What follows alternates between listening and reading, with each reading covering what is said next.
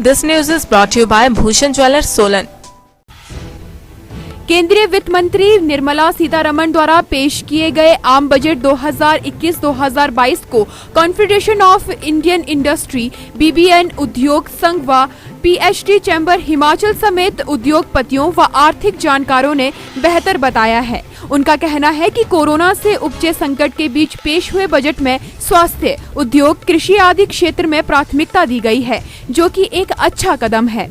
आयकर में बदलाव नहीं किया गया है, जबकि जीएसटी की प्रक्रिया को सरलीकरण करने को कहा गया है।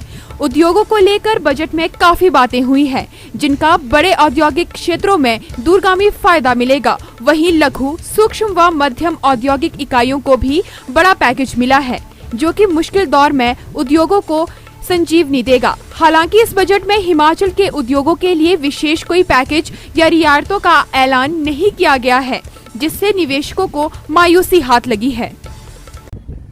2021 का जो आज आम बजट माननीय वित्त मंत्री जी ने दिया है, उद्योग जगत उसका स्वागत करता है। जैसा कि जानते हैं आप, पिछले साल कोविड महामारी की वजह से उद्योग जगत को बहुत नुकसान हुआ था, तो हम लोगों को एक डर था कि क्या सरकार अपने कार्य के लिए टैक्स की भरपाई के लिए कुछ नए टैक्स लगाएगी या कोई विशेष प्रभाव या भार कर का आम आदमी पर आएगा। तो हमने महसूस किया कि सरकार ने कोई नए टैक्स नहीं लगाए। इसके अलावा सरकार ने इसको 6 बिंदुओं पर रखा है, जिसके मुख्य बिंदु हैं इंफ्रास्ट्रक्चर, हेल्थ केयर, एजुकेशन। सो हमारे राज्य को, हिमाचल प्रदेश को इन सभी से फ़ायदा होने वाला है।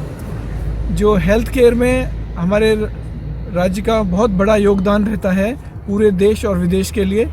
सो इसमें कोई भी ना टैक्स है और इसमें सरकार ने काफ़ी बड़ी रकम इसके लिए मनोनीत की है।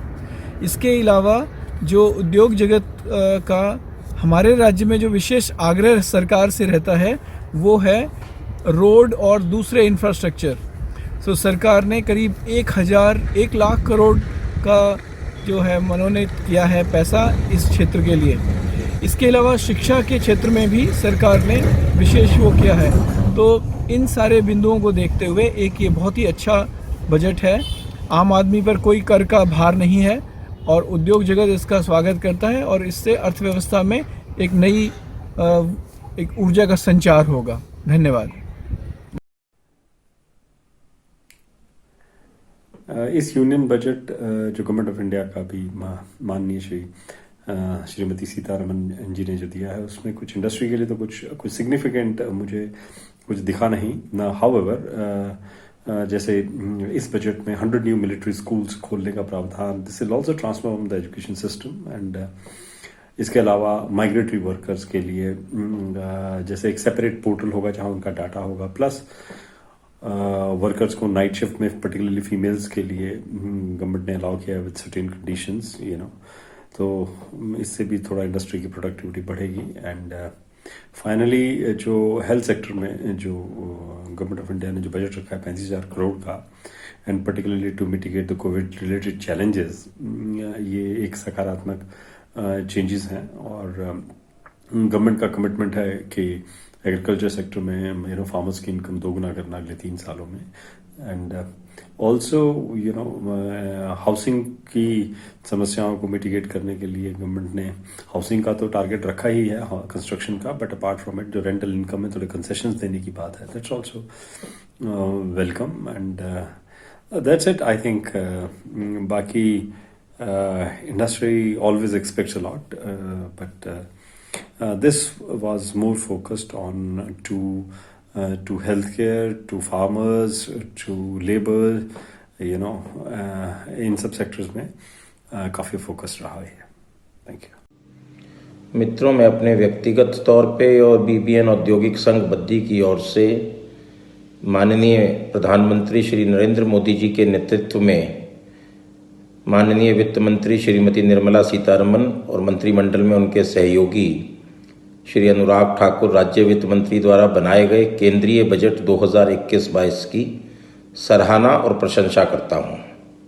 ये एक बहुत ही बोल्ड और डेवलपमेंटल एजेंडा का बजट है, जिसमें डिसइन्वेस्टमेंट का रूट लेते हुए रिसोर्सेस को जनरेट करके एक बहुत ही बोल्ड रिफॉर्मेटिक और डेवलपमेंटल एजेंडा तैयार करने की बात है, जिसके द्वारा एक विकसित, आत्मनिर्भर, रोबस्ट और मॉडर्न इंडिया तैयार करने की एक पुरजोर कोशिश की गई है।